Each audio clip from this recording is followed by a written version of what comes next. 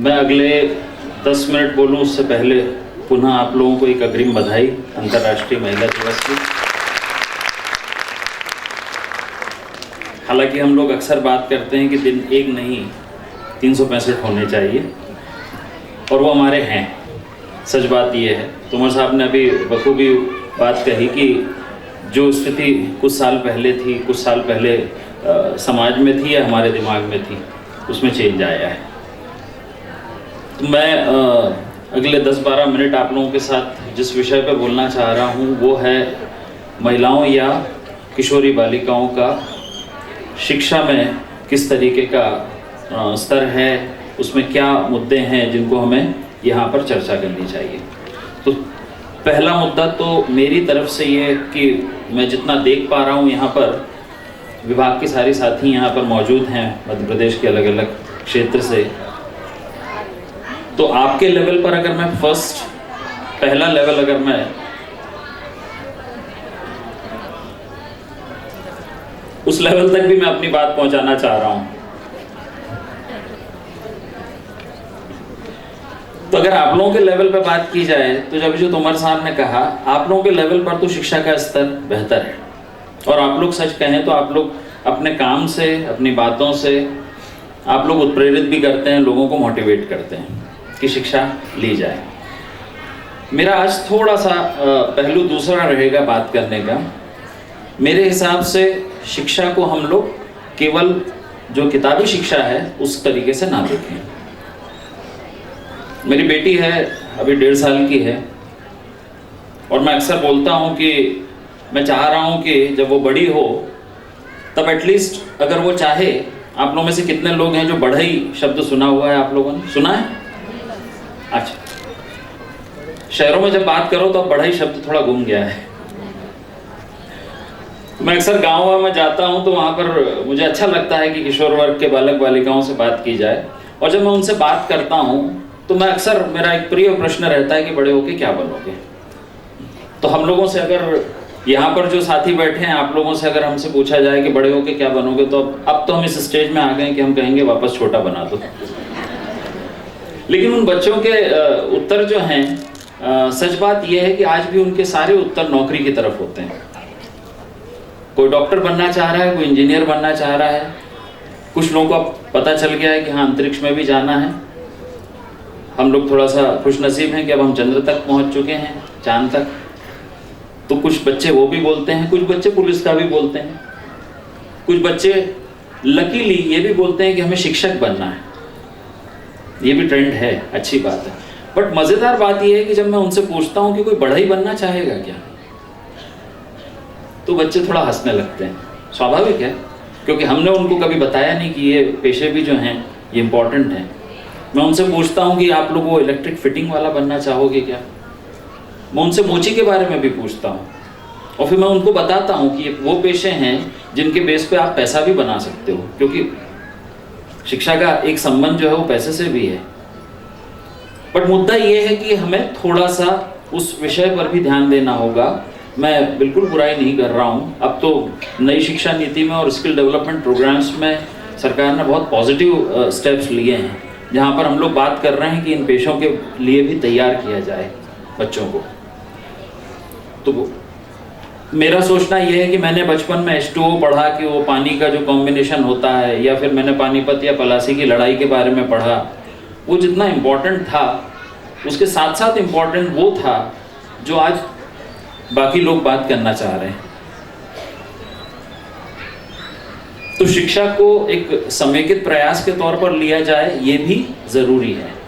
तो हम अपने आसपास के बच्चों को, मैडम वेलकम, हम अपने आसपास के बच्चों को आंगनवाड़ी से जुड़े हों चाहे परिवारों से जुड़े हुए हों, हम उनको ये भी महत्व बताएं कि उस किताब के अलावा भी शिक्षा है जो हमें यहाँ वहाँ से ग्रहण करनी है।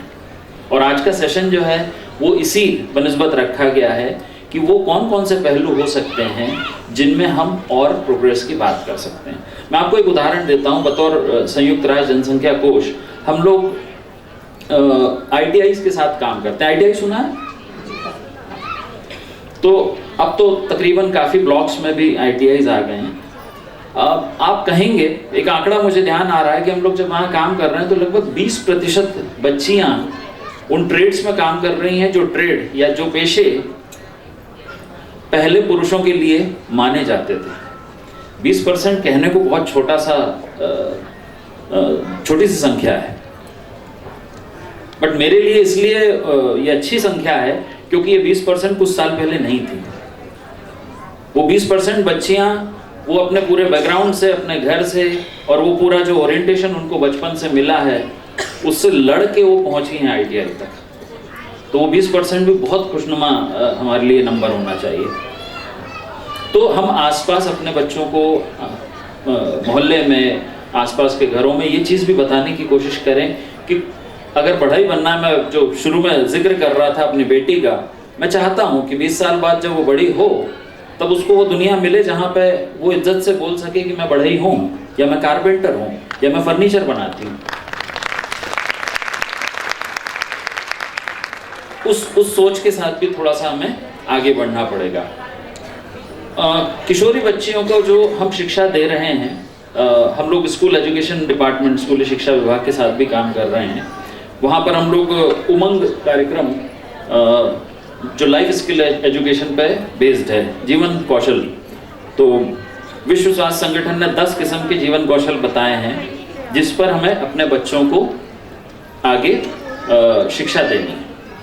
और वो जीवन कौशल जो हैं 10, वो आपकी किताबी शिक्षा के अलावा हैं, जो हमें रूटीन में काम आएंगे। जैसा अभी तोमर साहब बोल रहे थे, सुरभि जी हैं हमारे साथ में, वो फाइनेंशियल लिटरेसी पे आज बताएंगे। या फिर कई बार बच्चे हतोत्साहित हो जाते हैं। हम लोग बोलते हैं कि हाँ ठीक है, इसका मूड खराब है और ये तो ऐसा ही है, वैसा है, लेकिन हो सकता है कि उनके दिमाग में भी कुछ हताशा हो।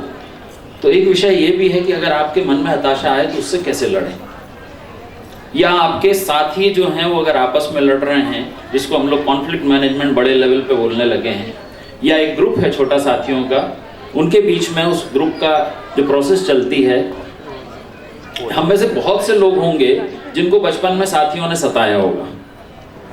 मुझे भी सताया था, मैं भी काफ़ी परेशान था। तो ये टीवी का वो ऐड पे मत जाइएगा कि मैं काफ़ी परेशान था और फिर मुझे ये दवा मिली, वैसा कुछ नहीं। लेकिन हर एक की लाइफ में कुछ ऐसे कैरेक्टर्स भी होते हैं। तो जीवन कौशल ये भी बताता है कि आपको अपनी समस्याओं से कैसे लड़ना है और कैसे आसपास सकारात्मक माहौल बनाना है, ये भी एक विषय होता है। बहुत से बच्चे ऐसे हैं, मैं आपको उदाहरण देते जा रहा हूँ, मुझे चूँकि समय भी कम है। हम एक हेल्पलाइन भी स्कूल शिक्षा विभाग के साथ में चलाते हैं। बाहर स्टॉल लगा है, वहाँ पे आप कोशिश कीजिएगा उसके बारे में जानने का। उसको हमने उमंग हेल्पलाइन बोला है, और उसमें लगभग पिछले 3-3.5 साल में 3 लाख से ज़्यादा कॉल्स आए हैं किशोरी बालिकाओं के और बालक के। और उनकी समस्याएं जो हैं वो शरीर से लेकर दिमाग तक तमाम होती हैं, क्योंकि वो समस्याएं हम लोग घरों पे बात नहीं कर पाते हैं। हमारे घरों में हम लोग पले बड़े उस ढंग से हैं जहाँ पर हमें परिवार में ये मुद्दे, ये बात करना, इसके लिए बहुत हिम्मत चाहिए। तो पारंपरिक रूप से तो हमारे संस्कारों में और हमारे इतिहास में शामिल रहा था ये, बट धीरे धीरे हमने सिस्टम थोड़ा सा बदल दिया। अब सवाल ये है कि उन बच्चों को अपने शरीर से संबंधित, अपने मन से संबंधित, दिमाग से संबंधित कोई प्रश्न है, वो किससे पूछेंगे। हम बतौर माता पिता सोचते हैं कि थोड़ा सा वो अनुशासित रहें। हम कई बार बोलते हैं कि बेटा तुम अभी इतने बड़े नहीं हुए हो कि इन सब बारे में बात करो, लेकिन साथ साथ हम ये भी बोलते हैं कि तुम इतने बड़े हो गए हो, अभी तक समझ नहीं आई। होता है ना घरों में। तो फिर वो कंफ्यूज हो जाते हैं बच्चे कि करना क्या है, हम बड़े हो गए हैं कि छोटे ही हैं अभी। हमें सवाल किस किस्म से पूछना है और किससे पूछना है। तो ये तरीके जो हैं, ये हेल्पलाइन हमने वहाँ पर ट्रेंड साइकोलॉजी के लोग रखे हुए हैं, काउंसलर्स रखे हुए हैं, जो प्रश्न आते हैं और आप हैरान होंगे, वो प्रश्नों की कोई सीमा नहीं है। वो अपने शरीर से लेके दिमाग तक के जितने दिमाग में प्रश्न आते हैं वो सब पूछते हैं वहाँ पर। अच्छी बात यह है कि उनको अपना नाम नहीं बताना है। उसका नंबर 14425 है। तो आप लोग जब अपने क्षेत्र में जाएं, कभी आपको ऐसा लगे कि कोई किशोरी बालिका, बालक, बालिका मैं बार बार इसलिए बोल रहा हूँ क्योंकि बालिकाओं के पास मोबाइल की पहुँच कम है, उनके पास इंटरनेट की पहुँच कम है। हम लोग तो पले बड़े उस हिसाब से है ना कि जहाँ पर लड़कों को घर में प्रथम दृष्टया जो है हमें फायदा रहता है, बट वो बच्चियाँ कहाँ जाएं, वो किससे पूछें? तो आप लोग साथी हैं उनके, आप उनको मोटिवेट कीजिए कि इस तरीके के मुद्दों पर खुल के वो बात करें, आपसे करें, हमसे करें, और तमाम तरीके हैं। एक हम लोगों ने अभी चैटबॉट, थोड़ा अंग्रेजी नाम है, व्हाट्सएप आप लोगों को पता है ना? आजकल तो मज़ा आता है व्हाट्सएप पर, हमारे ऑफिस के काम भी व्हाट्सएप पे ही चलते हैं, अच्छा ज़रिया है। तो व्हाट्सएप पे एक बाहर स्टॉल में हमने एक और वहाँ पर व्यवस्था की हुई है, उसका नाम हमने दिया है हिंदी में खुल के पूछो, या अंग्रेजी में जस्ट आस्क। उसमें जाके आपको व्हाट्सएप पे बात शुरू करनी है, आपसे कुछ नहीं पूछा जाएगा, नाम वगैरह आपको नहीं बताना, मत बताइए, और उस पर आपके दिमाग से संबंधित जो मेंटल हेल्थ बोलते हैं उससे संबंधित या स्वास्थ्य से संबंधित, पोषण से संबंधित जितना आप सोच सकते हैं उसमें प्रश्नों के उत्तर आपको मिलते जाएंगे। आप बच्चों को वो भी बता सकते हैं कि अगर चाहें, वो भी एक जरिया है। साथ साथ हमारे एक साथी विभाग है, स्वास्थ्य विभाग, उनके क्लिनिक्स चलते हैं उमंग के नाम से। आप लोगों में से बहुत से लोग जो हैं बच्चों को वहाँ भेजते भी हैं, मुझे पता है। उन क्लिनिक्स में ट्रेंड काउंसलर्स बैठे हुए हैं, वो भी उनको मदद कर सकते हैं इन मुद्दों पर। तो आप वहाँ पर भी बच्चों को जो है भेज सकते हैं।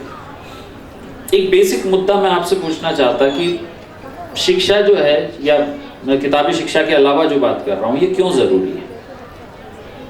यहाँ पे हमारे साथी एक्सपर्ट्स बैठे हुए हैं, उनके पास सारे ये जवाब हैं, बट मेन मुद्दा ये है कि शिक्षा केवल इसलिए ज़रूरी नहीं है। मुझे नहीं पता बचपन में कितने लोगों ने वो देखा होगा, मैं याद कर रहा हूँ, एक वो ऐसा तिकोना कांच का वो हुआ करता था, उसको प्रिज्म बोला जाता था। मेरा तकनीकी दिमाग बहुत कमज़ोर है, तो मुझे कभी नहीं दिखा कि एक किरण उसमें जाती है और 7 किरण बाहर निकलती है। मैं ढूंढता रहा जीवन भर कि वो 7 किरण मुझे दिख जाए, मुझे नहीं दिखी। मुझे इंद्रधनुष दिख गया, लेकिन वो प्रिज्म में 7 किरणें नहीं दिख पाई आज तक। उसका है विज्ञान में उसका महत्व है, बट मैं बस जैसे बोल रहा हूँ कि साथ साथ इन बातों का भी महत्व है। आपके बहुत से साथी जो हैं, अभी छतरपुर से वो रज्जू जी गाना गा रहे थे।